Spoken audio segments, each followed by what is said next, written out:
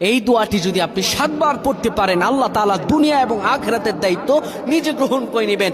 আপনার সকল পেরেশানি দূর হয়ে যাবে। বুকে হাত রেখে বলি, আল্লাহর কসম এই দোয়া আমি ছেড়ে দিই না। তোমরা এই দোয়াটা শোনার পরে সাথে সাথে শেয়ার করে দিবা। আমল না করেও সওয়াব পাবা, তোমার একটি শেয়ারে আমল না করেও সওয়াব পাবা।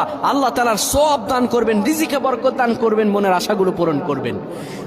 ও আমার প্রাণের ভাইয়েরা, বিশ্ব নবী মুহাম্মাদুর রাসূলুল্লাহ সাল্লাল্লাহু আলাইহি সাল্লাম বলেন, কোন ব্যক্তি যদি এই দোয়াটা 7 বার পড়তে পারে, দোয়াটা হলো হাসবি আল্লাহু লা ইলাহা ইল্লাহু আলাইহি তাওয়াক্কালতু ওয়া হুয়া রাব্বুল আরশিল আযীম।